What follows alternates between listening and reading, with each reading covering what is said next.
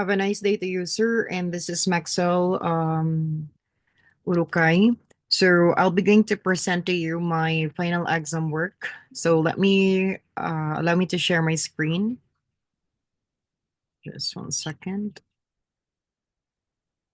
Okay, so I'll be going to present first my file. So this is actually a work for classification of students' performance in terms of passing or failing the exam, which is I utilize here the nearest neighbor classification as what you've asked.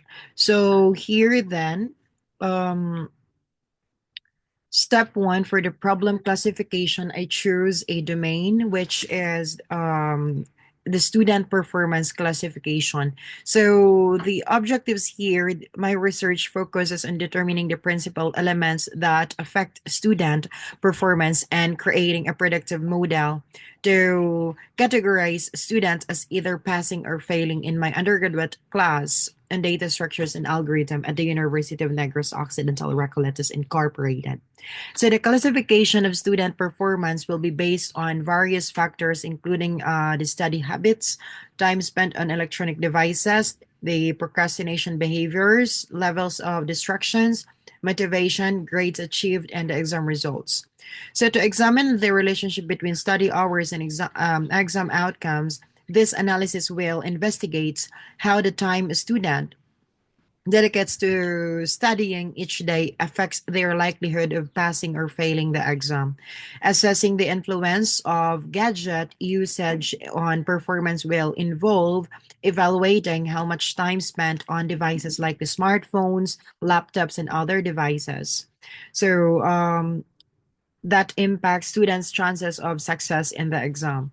The evaluation of procrastination's impact on performance will consider how different levels of procrastination, including low, medium, and high, could influence also the student performance during the examination.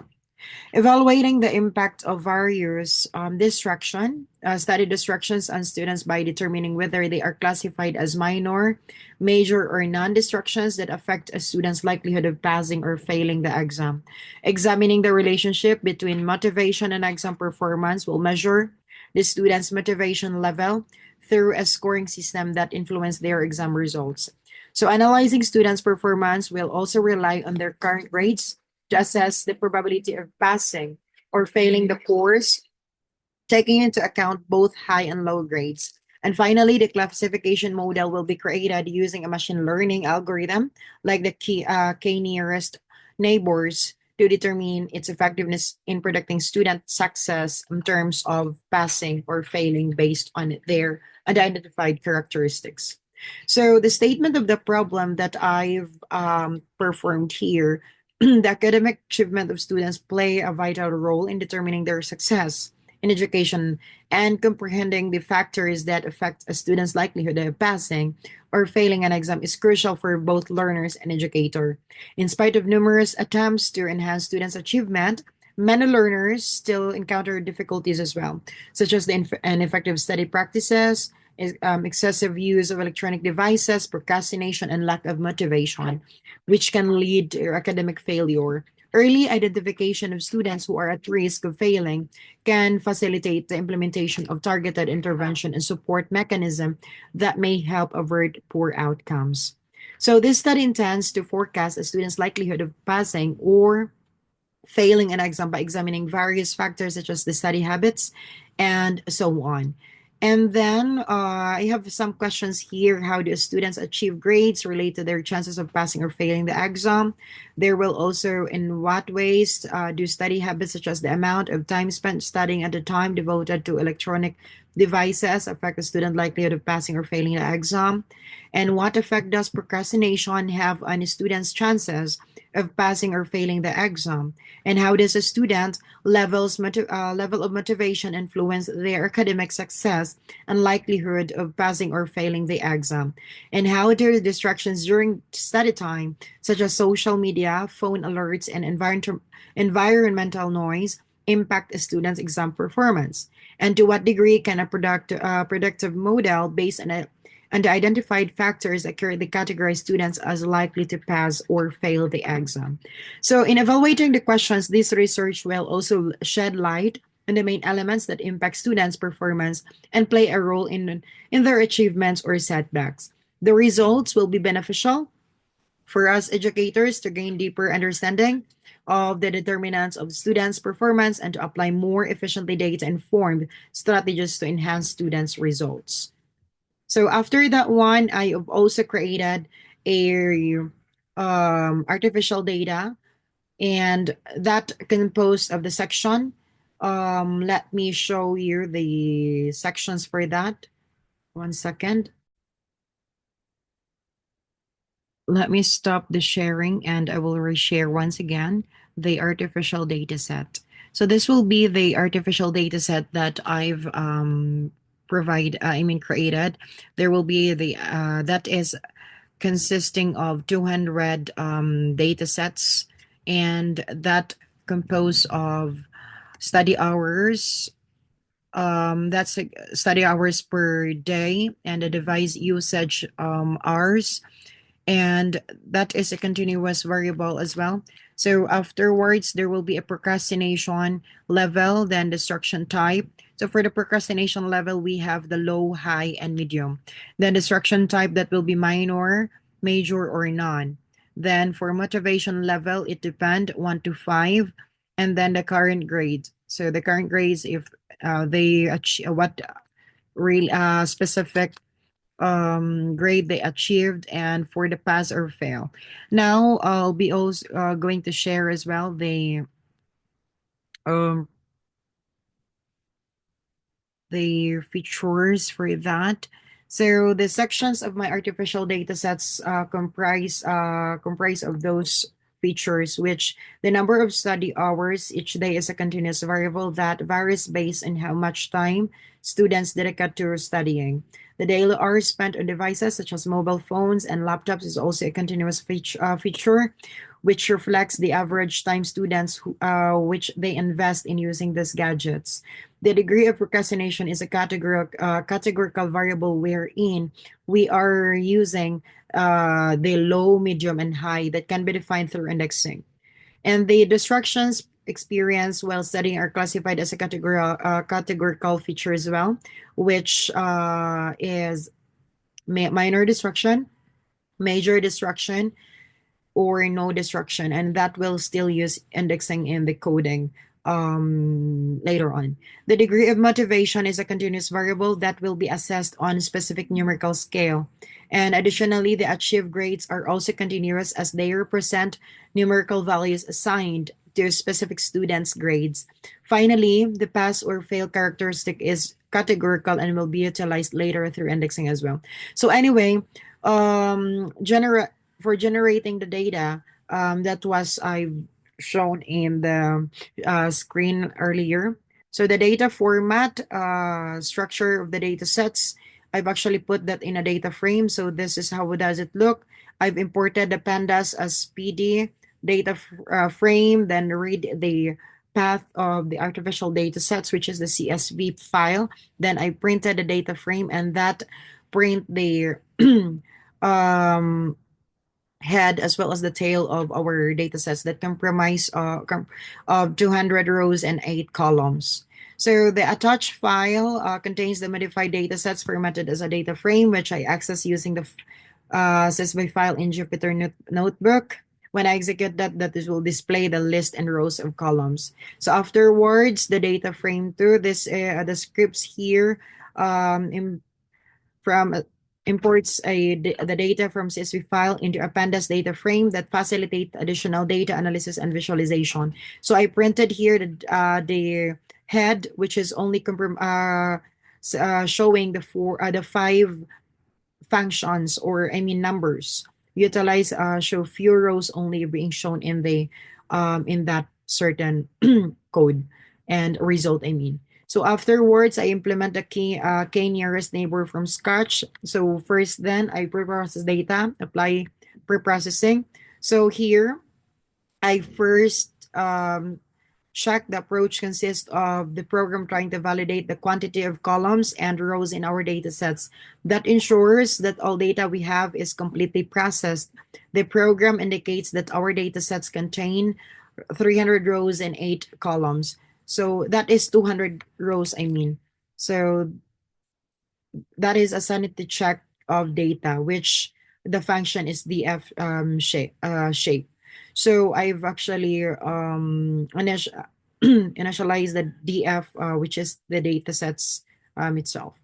Now, which is in our data frame already. So checking missing value, the afterwards, we check that with the function of df that is null, then the sum. So that ensures examining the data sets for an empty sets or values, and this is to ensure that we are working with complete data. And if any values are missing, you can assess whether to exclude them or keep them. However, according to our findings, it reveals that there are no missing values in our other categories, since that signifies zero there, except our destruction type, which indeed we do have non-label or identifier in our data sets, which is still good because none is included in our categorical. Um, this is not considered a missing value if you were to check within the data set itself.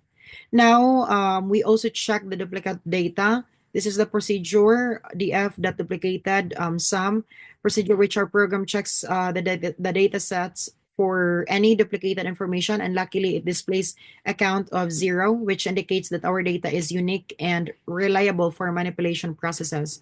Afterwards, I check the garbage values, which using this one for I in data frame, select the D types include object, then columns, print df, and value counts, print that is 10 scale. So that is checking. The procedure aims to analyze the composition of categorical or string-based data columns. It seeks to detect patterns or some irregularities in our data. Then, such as prevalent categories, infrequent categories, or missing values indicated by strings. This is intended to ensure that the process is effective and efficient for validating and addressing the imbalances in our data. The findings indicate the counts of data concerning our procrastination level and other categories totaling 200 excepts for the destruction level, which does not capture the non-feature in the data. However, this still suggests that the data is still suitable for manipulation since it remains credible. Therefore, by meticulously verifying the reliability of our data, it truly indicates that it is distinct and prepared for modification. So afterwards, I split the data set into 20% for the testing set and 80% for the training set. So I've imported the Pandas PD, and from this sklearn model selection, I imported the train test split, then train set and test set is equals to train set split, then 20% for the test size and random state for 42. So we also print here the training sets afterwards. So this is performing also the test set. This will be the test set, and that is 40 sets. Now, the data set splitting or for the training and testing, that code shown in the figure illustrates how to partition the data set itself into training and testing subset. And that process is crucial part of doing machine learning and statistical modeling, as it allows the model to be trained on one subset of data known as the training set, while its performance is assessed on a different subset, which is the testing set. So that approach helps us to prevent data leakage and guarantees a thorough evaluation of the model's capability to generalize to new unseen data. So the function mentioned splits the data sets into 80% for the training set and 20% for the testing set, and the random state parameter is utilized to ensure the consistency and reproducibility of the splits by regulating the random number generator. Each attached image displays specific results for the training and testing sets. Afterwards, we also implemented the KNN algorithm, and we write a function using the three distance being mentioned, the Manhattan Euclidean and the supremum distance. So this will be the code for the Manhattan distance, which I've put there, and there will be encode categorical features. So I've encoded the categorical features into the fit transform, and then afterwards separate features and target. So the features will be the study hours, device, and so on, and our target is the pass or fail. So in that instance, since our categorical is in doing the manipulation, our system code will not read or will not be going to transform the data from the characters that we do or strings that we do have right there. So that's why we put that in a fit transform so that it will be transformed into an integer type, into an index process in 0 to n, and that will be the cases that we will be going to use in the afterwards. And then we separated the DF features on Y for the for the target. So we trained that one, the X train test here. We split I put the split there, and I applied the scalar normalizing the numeric features. After normalizing, we initialize the K and N with Manhattan features distance. So the K and N classifiers, neighbors equals to 5 metrics Manhattan, and fit X train and Y train. Then we train the model right there, and afterwards we make prediction using that Y equals to prediction and K and N predict, then X that we are testing the testing set. Afterwards, we are evaluating the model, checking the accuracy and the classification report and the confusion matrix. After that one, I've also in perform the Euclidean distance. The same thing will happen. The same getting the accuracy, classification, and so on. And the same with the Manhattan, I mean the supremum distance or the Chebyshev distance. So the same process that we are looking there. Now, these illustrations above depicts the functions used to predict whether a student will pass or fail based on specific features related to their study habits behavior. So those are the cases that we are using in order for us to achieve the KNN or this the classification for those data sets. So we are using standard scalar to normalize the features. This process standardizes the data by adjusting it to have a mean of 0 and a standard deviation of 1. The scalar is first fitted in the training data set and then applied to both training and testing data sets to maintain consistency. Once we complete the scaling process, the function utilizes K and N for those three distances. So let me show you after the results. This will be the step 4, analyzing the results. So for the KNN using Manhattan distance, this will be the classification report, the accuracy, and macro average and weighted average, and the confusion matrix. So let me discuss that one by one. So for the figure 9, that is using Manhattan distance. This is the Manhattan distance result, which based on the results of analysis, the model's accuracy was determined to be the 62.5%, which indicating that it correctly identified the pass or fail outcomes of the test samples. While this figures offers an initial glimpse into the model's effectiveness, it's crucial to evaluate whether this constitutes a satisfactory or unsatisfactory satisfactory results. So considering the class imbalance where the number of samples classified as class 1 or pass significantly exceeds those in class 0 fail, and accuracy alone does not fully capture the model's effectiveness. So a high accuracy might merely reflect the model tendency to favor the majority class. Therefore, additional evaluation using metrics such as precision, recall, F1 score is essentially to assess the performance in terms of pass or fail outcomes. So let's try to check the classification reports.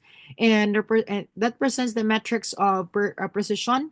Recall F1 for both classes where 1 represent pass and 0 represent fail. So for the model's precision score for class 0, which is the fail, is also 0, indicating that every time it predicted a fail, it was incorrect. It did not identify any true fail instances as well. So conversely, the precision for class 1 stands at 68%, meaning that this is the percentage of correct prediction prediction made when the model indicated a pass. Then the model's recalls for class 0 remains 0 as well, showing that it did not detect any real fail instances in the test set. Well, for class 1, the recall is 89%, signifying that it accurately identified actual pass instance. And finally, the F1 score for class 0 is 0 since because we have 0 for both precision and recall, indicating that the model entirely fails to detect any instances of failure for both cases. Conversely, for class 1, the score is recorded at 77%, demonstrating a good balance between precision and recall, which suggests that it effectively predicts the cases of passing instances. So for macro average, F1 score stands at 38%, which shows that the modal performance is weak, especially concerning class 0. The weighted average for F1 score is 54%, which is more positive, but still signifies that the modal is overall underperforming, mainly due to its complete inability to predict class 0. So the confusion matrix that illustrates as well the true negatives, false positive, false negative, as well as the true positive. For true negative, that the value is 0, which is indicating that there were no cases where the model accurately identified a fail outcome for class 0. And the false positive count of 12 shows that the model mistakenly classified 12 instances as pass when they were actually fail. The false negative figure reveals that the model incorrectly identified 3 instances of pass as fail. So finally, the true positive count this indicates that the model successfully predicted pass for 25 instances, which is the only achievement noted in the confusion matrix. In summary, the results from the KNN classifier using Manhattan distance do not meet the desired performance benchmarks for this particular task, especially regarding the predictions of the failed classes. Now, for K nearest neighbor using Euclidean distance, this will be the accuracy and classification report as well as the averages and the confusion matrix. So let's try to see. The model achieved an accuracy of 72.5%, and that was high, accurately predicting the pass or fail outcome for 29 out of 40 test cases. So this level of accuracy represents an improvement over Manhattan distance model because earlier for it was not really performing. And this level of accuracy represents an improvement.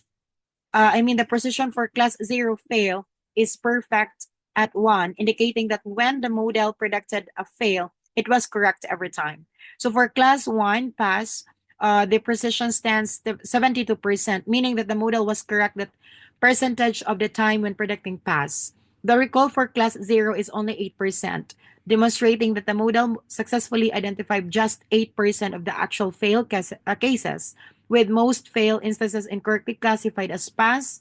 Then conversely, the recall for class 1 is perfect at 1, showing that the model accurately recognized all genuine pass instances. So the F1 score for class 0 is a low 15%, highlighting a significant imbalance between precision and recall for that class. Then in contrast, the F1 score for class 1 is high at 84%, indicating a good equilibrium between precisions and recall for that class. So for the average of macro average F1 score, that stands as 49%, which treats both classes equally, and this low figure signifies insufficient overall performance, particularly for the class 0. So the weighted average F1 score is 63%, taking into account the number of samples in each class. Well, this is an improvement because it shows the model's tendency toward class 1. In terms of confusion matrix, the true negative count is 1, meaning that only one instance of class 0 fail was accurately predicted, while the false positive count is 11, indicating that 11 instances of class 0 fail were incorrectly classified as class 1 or pass. Then, additionally, there are no false negative as every instance of class 1 pass was accurately identified, and the true positive count is 28. representing that all 28 instances of class 1 pass were correctly recognized. So, while the model demonstrates good performance for class 1 for the pass, its poor ability to correctly identify the class of 4-0, which is the fail, resulting in a failure to meet the criteria for evaluation in this binary classification task. But however, it's performing good. But in terms of 0, it's not meeting the standard. Now, for k nearest neighbors using supremum distance, accuracy 72%, 0.5. And let's try to check. The model achieved an accuracy 72.5%, meaning that 29 of 40 predictions were correct. So for the classification report, the precision for class 0 fail is 1, indicating that the model was perfectly precise. Whenever it predicted fail, it was indeed a fail. So in contrast, the precision for class 1 pass is 72%, indicating that 72% of the predictions for pass were correct. So the recall for class 0 identified only 8% of the actual fail cases, which means failing to capture most of the fail instances, while the recall for class 1 is 1. Well, indicates that the all actual pass instances were actually accurately identified. So the F1 score for class 0 was able to predict only 15%, reflecting poor model performance due to the disparity between precision and recall. The F1 score for class 1 is 84%, which demonstrates a strong balance between precision and recall for the past class. Now, the average F1 score for the macro is 49%, treating both classes equally, irrespective of any imbalances. The weighted average F1 score at 63% takes into account the support, the number of instances for each class, although slightly better, it still falls short of providing balanced performance. So in the confusion matrix, there is one true negative, indicating that only one actual fail instance was accurately classified. Then the false positive count is 11, which means 11 instances of fail were wrongly classified as pass. Then there are no false negative, signifying that none of the pass instances were inaccurately labeled as fail. While the true positive count is 28, meaning all 28 actual pass instances were correctly identified. Therefore, KNN classification using supremum distance demonstrates moderate performance but does not achieve base performance across the two classes, resulting in an accuracy score of only 72.5%. So in summary to that, Manhattan distance proved to be ineffective with this data set, as its maximum accuracy is only 62.5% and completely fails with the fail class. So in contrast, the Euclidean distance performs the best overall, maintaining a good balance between pass and fail, while delivering the most dependable predictions among the three metrics. So, although supremum distance has theoretical benefits, it does not offer any advantages over Euclidean distance. Its failure to improve the performance of class 0 or fail renders it equally restricted.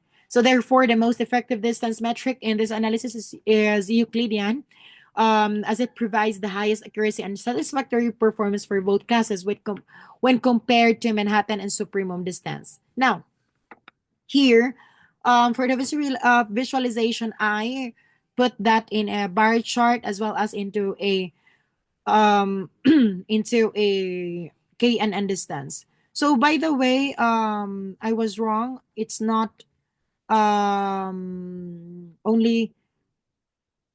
supremum, it's the Euclidean distance and supremum distance is good actually. So here then the figure illustrates the three types of distances, Manhattan, Euclidean, and supremum, which represents the outcomes discussed earlier. According to KNN results, the Euclidean and supremum distances, excuse me, which represents, according to the KNN results, the Euclidean and supremum distances emerge as the most effective metrics, exhibiting the same level of performance. Nevertheless, all the metrics struggle with classifying the fail category, indicating that additional methods such as balancing might be necessary to enhance performance for this particular class. So, it's corrected that it's Euclidean and supremum distance will be effective for these cases.